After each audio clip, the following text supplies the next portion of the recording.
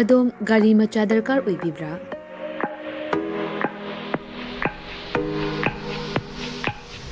ꯁꯨꯞꯅꯒꯤ ꯃꯤꯅꯤꯠ 30ꯒꯤ ꯃꯅꯨꯡꯗ ꯗꯣꯀꯨꯃꯦꯟꯠ ꯏꯆꯪ ꯆꯪꯗꯅ ꯚꯦꯁꯄꯥ ꯑꯃꯗꯤ ꯑꯦꯄꯤꯂꯤꯌꯥꯒꯤ ꯑꯄꯥꯝꯕ ꯃꯣꯗꯦꯜꯁꯤꯡ ꯁꯨꯞꯅꯗꯒꯤ ꯂꯨꯄꯥ 10,000 ꯈꯛꯇꯪ ꯄꯨꯊꯣꯛꯄꯤꯗꯨꯅ ꯂꯣꯟ ꯑꯣꯏꯅ ꯂꯧꯕ ꯌꯥꯕꯒꯤ ꯈꯨꯗꯣꯡꯆꯥꯕ ꯄꯤꯖꯔꯤ꯫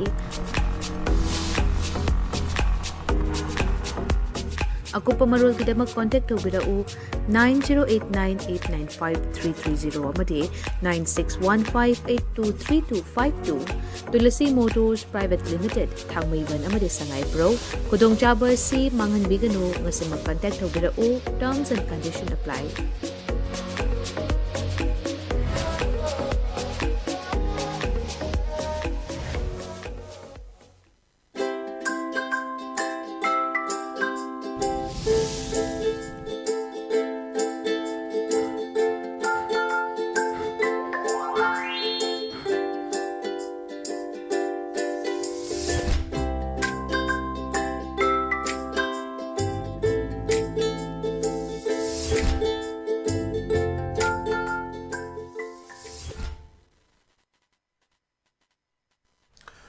Good afternoon, ELITETV ki test of cartoon ki mahau ming tabiru su Muhammad Tara Muftari. Maro ne ngasi fala pongo pause sengi cartoon da cartoon sina kari haini liba kari phone liba kari wakal khadang liba haibadu miyam da sandong na thamjaba adu program ni test of cartoon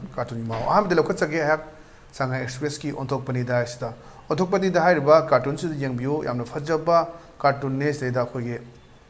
haudong ani koi BBS ke dia haudong gumba sanga uchek mayam yam se saitharaga lei gumba kaima mayam se saitharaga dum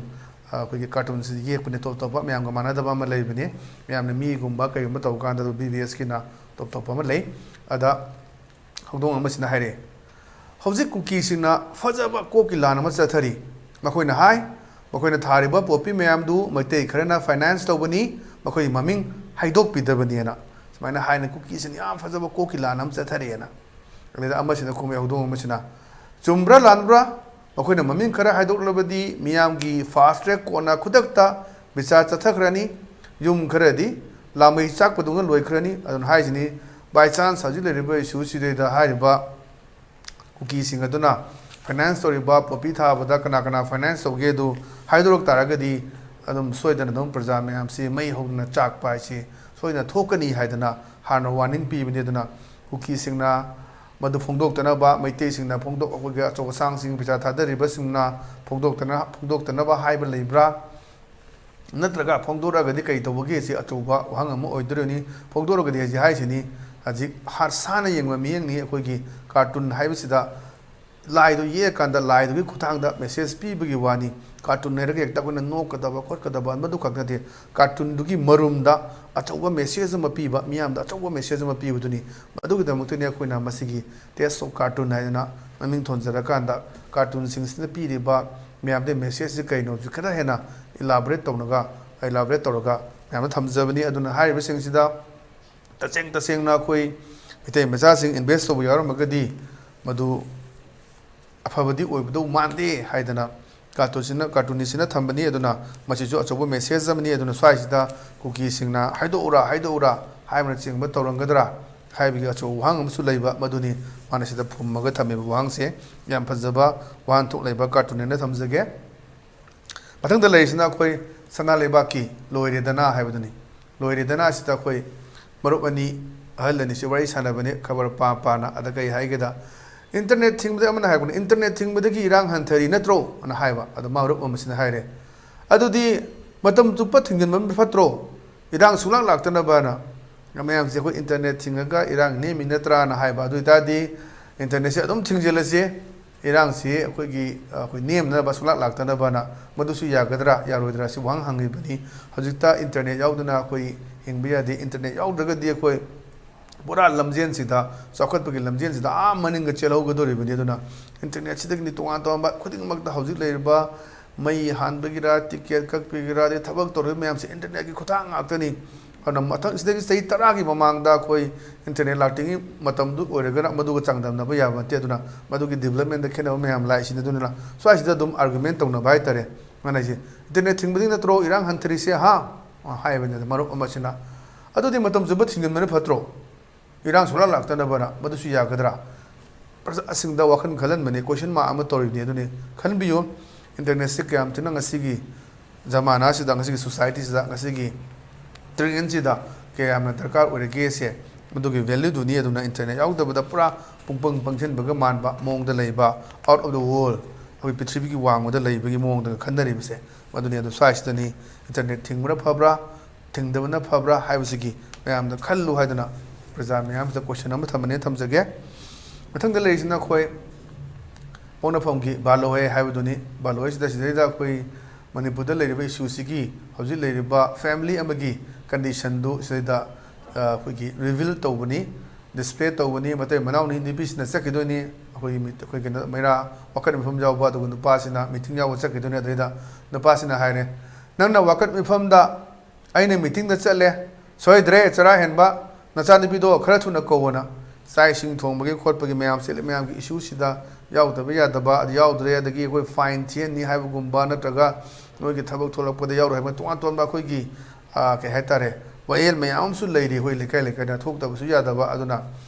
chuma jaga jaga da gi dum lai thok ta gi fine thien bagi hoi thima gi thien da ba ji lei ba do tuan tuan jaga sing da dum tholo tholak ta di yaroi imung amagi om thok ne ba duna sai da imung sida mi hong khalai jaba duni sisu meeting yaw chakre mai na pa sisu nupi sina wakani pham yaw chakre aduna sai jang thungmina ba imung gi phubina ba leitre aduna nasa ne pido thu na ko sai sing thongna ba haduna sum se sisu khara su yaw ba madu ubadagi ni oi cartoon sina me ba thamai ba cartoon se na thamjage mathang dile sina khoi chel express ki nai re hai baduni nai re sida nakalani khandabani manipur gi map ni leise aduda nakani ni singhainabani kanano singhaine sida ihana elaborate toningdre dwaine akhoi gi lambu piroi kaina setpani amanomda pham chalaga heppe harekla buna ada marak tesina haire ai panglai marayu asuk kuiraba khoi fau fangdriena sida manung da piriba idea si kaino si kanano akhoi gi lam piroi haiba gaisis kana oirobno duga pham chalaga hippa harekla haire heppe harekle dobo harekla buna haire si kanano do khamtu ini kanano si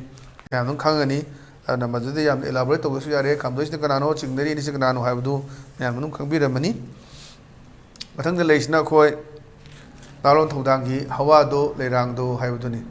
hawa do leirang do haibda khoi yengbiyo moi ani wari sanabani ahlani ada mana haije like raba poppy farmer ni lupa tara lupa kuro tara katang lei hai na duna haije haije like raba poppy farmer ni poppy thaba lomi ni magi kai leijage yam tina lai rage bu mase lupa kuro tara katang lei hai na aduna pa kuro tara gi mapu oi bai si lai raba farmer ni hai sida kai no hai kana poppy thaba sina suki matik pisa je pahele midnight ta crore pati oi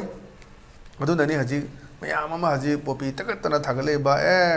tungi ge mawa logde khoi haji nungare loina chingmai takatana kokthok tana ji thariba mayam sini madu thaganu togunu jungle kokthokanu phajana leiminasi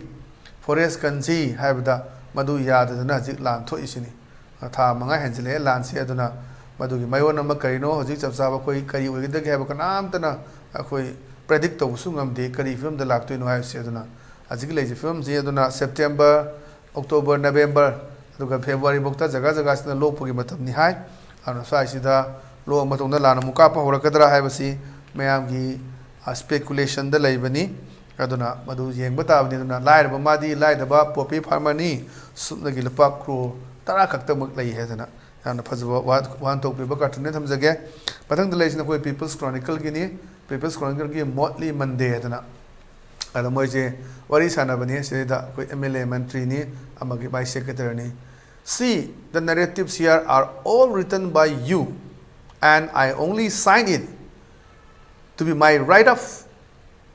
but now I will be facing the music ana yengo sidadi nang loina mak native mayam se nang iba ngaktani just id sign to khaktani yengo aduga magi agi write-up sida aduga but now I will be facing the music adubu awa badudi aina nang haidana sumba tongan bana iba ama tawba sign amna tawba madugi saithing na monda phangba aduk issue ju ni haji le mayam se ju ton ba jalengam gi kari gi kara gi mayam ama ꯊꯦꯡꯅꯔꯤꯕ ꯃꯌꯥꯝꯁꯨꯅꯤ ꯌꯥꯝꯅ ꯐꯦꯕ꯭ꯔꯤꯀꯦꯇꯦꯠ ꯑꯣꯏꯕ ꯐꯦꯛ ꯑꯗꯨꯒꯨꯝꯕ story ꯃꯌꯥꯝ ꯑꯃ ꯍꯥꯞꯆꯤꯜꯂꯒ ꯂꯥꯏꯔꯤꯛ ꯐꯣꯡꯕꯅꯆꯤꯡꯕ ꯇꯧꯔꯛꯄ ꯃꯗꯨꯗꯨꯗ ꯌꯨꯝꯐꯝ ꯑꯣꯏꯔꯀꯥꯟꯗ ꯑꯆꯧꯕ ꯃꯦꯁꯦꯖ ꯑꯃ ꯄꯤꯕ ꯑꯩꯈꯣꯏ ꯀꯩꯅꯣꯅꯤ ꯍꯥꯏꯗꯅ ꯊꯝꯖꯒꯦ ꯑꯗꯨꯅ ꯉꯁꯤꯒꯤꯗꯤ ꯑꯗꯨꯝꯕ ꯏꯂꯤꯠ ꯇꯤꯚꯤꯒꯤ ꯇꯦꯁ ꯑꯣꯐ ꯀꯥꯔꯇꯨꯟꯒꯤ ꯃꯍꯥꯎ ꯃꯇꯥꯡ ꯑꯁ꯭ꯋꯥꯏꯗ ꯂꯣꯏꯁꯤꯟꯖꯔꯦ ꯃꯌꯦꯡ ꯇꯥꯕꯤꯔꯤꯕꯁꯤꯡꯕꯨ ꯑꯃꯨꯛ ꯍꯟꯅ ꯈꯨꯔꯨꯝꯖꯕ ꯂꯣꯏꯅꯅ ꯀꯥꯏꯅꯅꯕ ꯌꯥꯊꯪ ꯅꯤꯖꯔꯤ ꯄꯤꯅꯕꯤꯔꯁꯤ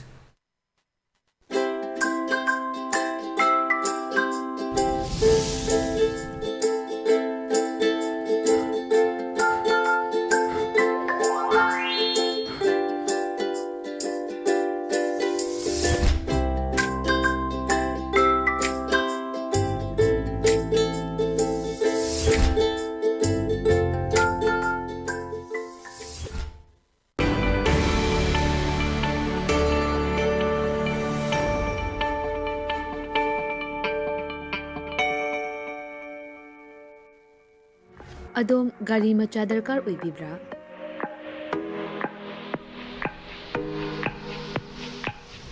ꯁꯨꯞꯅꯒꯤ ꯃꯤꯅꯤꯠ 30ꯒꯤ ꯃꯅꯨꯡꯗ ꯗꯣꯀꯨꯃꯦꯟꯠ ꯏꯆꯪ ꯆꯪꯗꯅ ꯚꯦꯁꯄꯥ ꯑꯃꯗꯤ ꯑꯦꯄ꯭ꯔꯤꯂꯤꯌꯥꯒꯤ ꯑꯄꯥꯝꯕ ꯃꯣꯗꯦꯜꯁꯤꯡ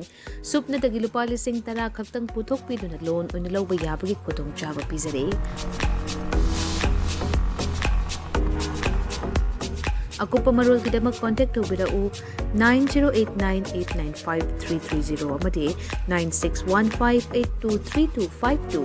ꯇꯨꯂꯁꯤ ꯃꯣꯇꯣꯔꯁ ꯄ꯭ꯔꯥꯏꯚꯦꯠ ꯂꯤꯃꯤꯇꯦꯗ ꯊꯥꯡꯃꯩꯕꯟ ꯑꯃꯗꯤ ꯁꯉꯥꯏꯄ꯭ꯔꯧ ꯈꯨꯗꯣꯡꯆꯥꯕ ꯑꯁꯤ ꯃꯥꯡꯍꯟꯕꯤꯒꯅꯨ ꯉꯁꯤꯃꯛ ꯀꯣꯟꯇꯦꯛ ꯇꯧꯕꯤꯔꯛꯎ ꯇꯔꯝꯁ ꯑꯦꯟ ꯀꯟꯗꯤꯁꯟ ꯑꯦꯄ꯭ꯂꯥꯏ